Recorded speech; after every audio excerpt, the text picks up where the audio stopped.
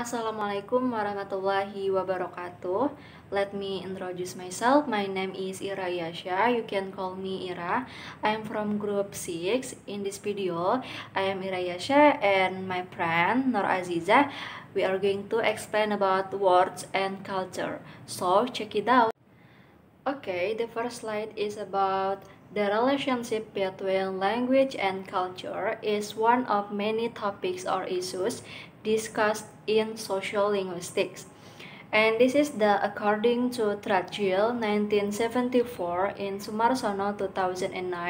He said that social linguistics is defined as the study of a language as a part of culture and society. So, language is a part of culture and can to separate each other.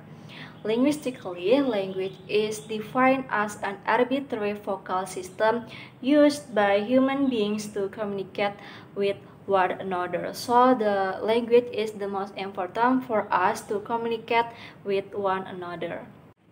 And then this is about culture and good enough's well-known definition in 1957. He said that a society's culture consists of whatever it is one has to know or believe in order to operate in a manner acceptable to its members and to do so in any role that they accept for any one of themselves.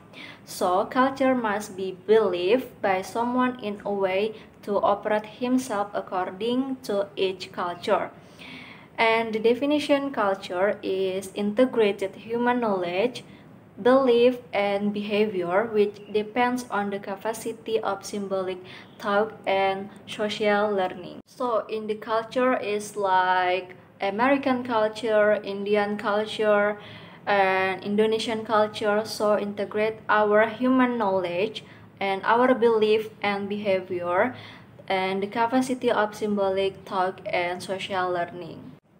Okay, the first one is about warp or Worfian hypothesis. Now, one of the existed theories concerning the relationship between language and culture was founded by Edward Sapir and his student Benjamin Lee Warp.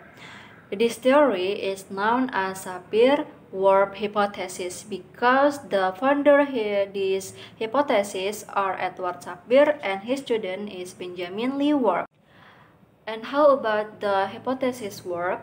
The Sapir-Whorf hypothesis is a statement in the linguistic theory of relativity which say that there is a strong relationship between language, culture, and speaker's mind. And do you understand what I mean?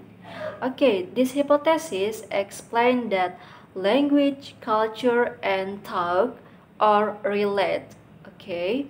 In this hypothesis, it is argued that language not only determines cultural features but also determines the way of thinking of humans. A nation with a different culture and different language from another nation will have a different cultural style and way of thinking. Okay, next is Worfian hypothesis. There are 2 points. The first one is linguistic relativity and the second is linguistic determinism. The first one is linguistic relativity. It is differences in language cause difference in the minds of those who speak the language. Now, it means there are differences in the language and thoughts of people in one language and to another language. And the second is linguistic determinism. Language structure affects the way individuals perceive and reason the perceptual world. So in linguistic determinism, the language structure affects the way individuals perceive and the reason the perceptual world. And then Sapir-Whorf hypothesis argues that human thoughts influenced by local language. This is mean a person has a certain structure of thoughts in their language, right? And this person truly understands language of another person. We can understand the world as much as our own language or words. Okay, next is about kinship. Kinship systems are a universal feature of language because kinship is so important in social organization. Some systems are much richer than others, but all make use of such factors as gender, age, generation, blood, and marriage in their organization. Kinship, in short, in Indonesia is istilah kekerabatan. Okay, next slide is about kinship system in Banjaris. Now let's see on the picture. It is the kinship system in Banjaris. It begins from Waring, and then Sanggah, and then Datu, and then Kai or Nini, and then is Abah and Uma. It is our parents, and then is Kakak, Ading, and then anak, cucu, buyut, and the last is intah atau muning. And like the kinship system in general, the Banjar people recognize certain terms as family nicknames. You can see the PowerPoint. The father's or mother's brother or sister. The first one is julak. It's called to the eldest brothers or sisters. And then is bulu. It is the second brother or sister. And then is tuha. It is called to the next brother or sister. And then it angah. It is the middle brother or sister. And then there are pakacil and makacil. Pakacil is uncle and makacil is auntie. And then beside the terms above, there are other designations. Namely, the first one is minantu. It is son-in-law or daughter-in-law. And then mintuha. It is father or mother-in-law. And then kamanakan. It is nephew or niece. And sapupu is cousin. Ipar is brother or sister-in-law. Badang sanak is siblings. Kai is grandfather. Nini grandmother. And then the last is datu, great grandfather or mother. So kinship terms are words used in speech community to identify relationship between individuals in a family or a kinship unit. So kinship is very important to know when we want to call our family but we don't know how to call him or her. So kinship is so important to help us to identify relationship between individual in a family. It is important to remember that when a term like father, brother, or older brother is used in a kinship system, it carries with it ideas about how such people ought to behave towards others in the society that use that system. And the last is about taxonomies. Do you know taxonomies? Okay, taxonomies is a way of when we want to classification something. A word taxonomy is a way of classifying a certain part of reality so that it makes some kind of sense to those who have to deal with it. Typically, such taxonomies involve matters like naturally occurring flora and fauna in the environment, but they may also involve other matters too. See Berlin 1992. So taxonomies is a way of classification and like naturally occurring flora and fauna. Okay, now let's see on the picture. This is the example of taxonomy. For example, when we want to taxonomy about vegetable. In vegetable, there are 4 the point. For example, like greens, pulse, roots, and tubers.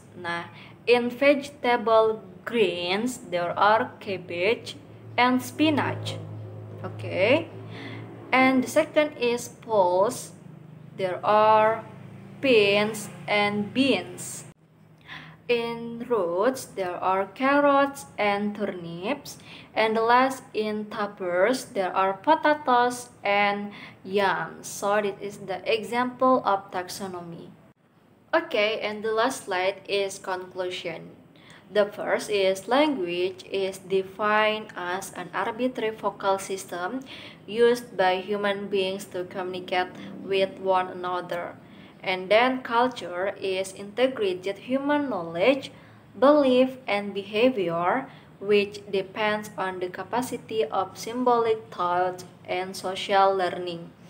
And the third is about the Sapir-Whorf hypothesis, is a statement in the linguistic theory of relativity which says that there is a strong relationship between language and culture and speaker's mind. And the fourth is kinship. Kinship terms are words used in speech community to identify relationship between individuals in a family or a kinship unit. Okay, and the last is about taxonomy. Typically, such taxonomies involve matters like naturally occurring flora and fauna in the environment, but they may also involve other matters too. See Berlin 1992. Okay, that's all from me. Thank you for your attention. Wassalamualaikum warahmatullahi wabarakatuh. Assalamualaikum warahmatullahi wabarakatuh. Hi, I'm Nur Azizah from Class D English Education 2018. Here, I will continue the explanation of words and cultures. Next, there are color, prototypes, and taboo euphemisms. Next, there is color. Definition of color. Color is the terms people use to describe. Color give us another means of exploring the relationship between different language and cultures. Different cultures have different terms for colors and may also assign some color terms to slightly different parts of the human color space. Example, Japanese also has two terms that refer specifically to the color green. Midori, which is derived from the classical Japanese descriptive verb midoru, to be in leaf, to flourish, in reference to trees, and gurin, which is derived from the English word green. Jadi, warna itu adalah istilah yang digunakan orang untuk menggambarkan sesuatu. Nah, warna memberikan kita cara lain untuk mengeksplorasi hubungan antara bahasa dan juga budaya yang berbeda. Nah, budaya yang berbeda ini memiliki istilah warna yang berbeda juga di setiap daerahnya. Okay, next. One approach to investigating color terminology in language is predicated on the scientific fact that the color spectrum. What is color spectrum? Okay, color spectrum is a physical continuum showing no breaks at all, but it's been broken into chunks and assigning names to the various component parts. Green, blue, yellow, red, and so on. Jadi, spektrum warna adalah rangkaian fisik yang tidak menunjukkan jeda sama sekali. Tapi itu telah dipecah menjadi beberapa bagian dan memberi nama pada berbagai bagian komponen tersebut. Antara lain, hijau, biru, kuning, merah, dan seterusnya. All language use basic color terms. The best color term must be one word. There is some reason to believe that communities that show little technological development use the term color the least. And one approach to investigating color terminology in language is based on the scientific fact that the color spectrum is an objective reality. In addition, As cultural and technological change occur, it becomes increasingly necessary for people to differ in the color spectrum. In this alternative view, the color system is a social construct. The second, prototypes. Definition of prototypes. Prototypes in linguistics provides an explanation for the way word meanings are organized in the main. According to Ross, prototypes has proposed an alternative to the view that concepts are composed from sets of features which necessarily and sufficiently define instances of a concept. According to Hudson, prototype theory may even be applied to the social situation in which speech occurs. Prototype theory then offers us a possible way of looking not only at how concept may be formed, but also at how we achieve our social competence in the use of language. Definisi dari prototype. Prototype dalam linguistik memberikan penjelasan tentang bagaimana arti kata diatur di bagian utama. Nah, berdasarkan dari menurut Roche, telah diusulkan alternatif untuk pandangan bahwa konsep terdiri dari sekumpulan fitur yang perlu dan cukup mendefinisikan contoh konsep. Sedangkan menurut Hudson, teori prototipe bahkan dapat diterapkan pada situasi sosial di mana ucapan terjadi. Teori prototipe kemudian menawarkan kepada kita cara yang mungkin untuk melihat tidak hanya bagaimana konsep dapat dibentuk, tetapi juga bagaimana kita mencapai kompetensi sosial dalam penggunaan bahasa. Okay, next explanation about taboo and euphemisms. Okay, definition of taboo. Taboo is things people do not talk about. In society, concerned with behavior believed to be harmful to society's members for supernatural reasons or regarded immoral or improper because violating a moral code. In language associated with things not said and with words and expression not used. Jadi, definisi dari tabu itu adalah hal yang tidak dibicarakan orang. Dalam masyarakat, tabu berkaitan dengan perilaku yang diyakini berbahaya bagi anggota masyarakat karena alasan supernatural atau dianggap tidak bermoral atau tidak pantas untuk dibicarakan karena melanggar kode moral. Dalam bahasa, tabu itu berkaitan dengan hal-hal yang tidak diucapkan dan dengan kata-kata serta ungkapan yang tidak digunakan. Okay. Taboo topics or objects that must be avoided or used carefully can include sex, death, excretion, body, function, religious matter, politics, mother-in-law, game animals, use of your left hand, and use for drawing attention to oneself, to show contempt, to be aggressive or provocative, to mock authority, to express freedom. According to Crowley, describes how in the Kabana language of Papua New Guinea people typically have personal names that also refer to everyday objects. However, there is also a strong restriction against saying the names of one's in-laws. For such cases, the language has a set of special words which are either words in the Kabana language itself, but with different meanings, or words copied from neighboring language with the same meanings. Okay. Topik atau objek tabu yang harus dihindari atau digunakan dengan hati-hati dapat mencakup seks, kematian, ekspresi, jasmani, fungsi, materi agama, politik, ibu mertua, hewan buruan, dan penggunaan tangan kiri.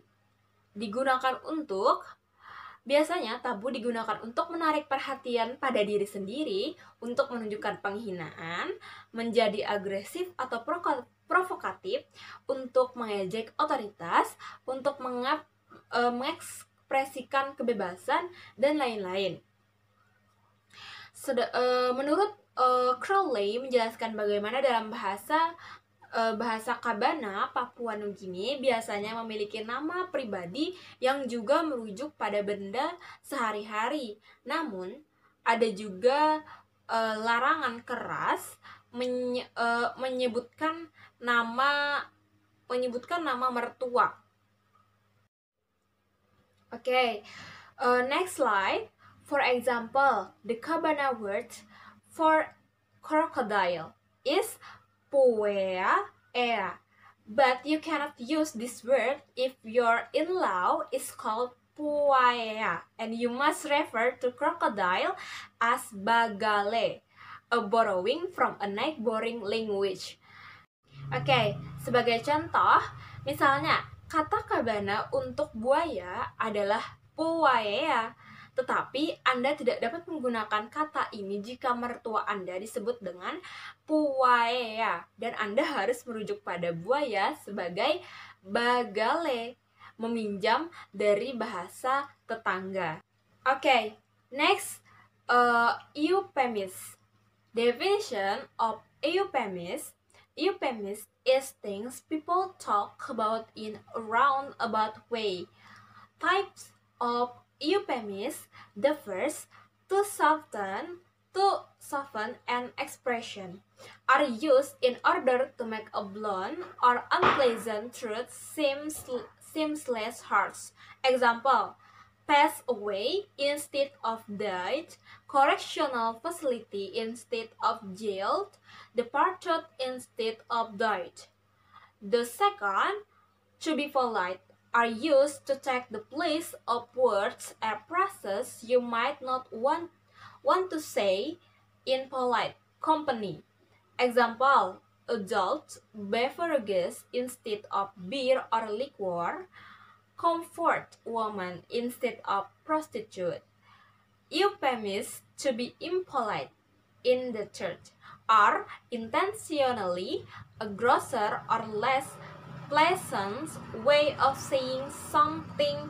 Example: a blow changed instead of vomited.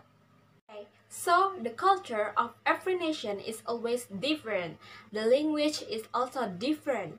When person does not master in the language well, that person's mind will also not meet the requirements. If the quality of one's mind is not good enough, then people's thinking and creativity will not be maximal in creating culture. In other words, when it comes to color, prototypes, and taboos, every culture is different. So, that is my explanation about color, prototypes, and taboo and euphemisms in words and cultures. I'm Nur Ajijah. Assalamualaikum warahmatullahi wabarakatuh.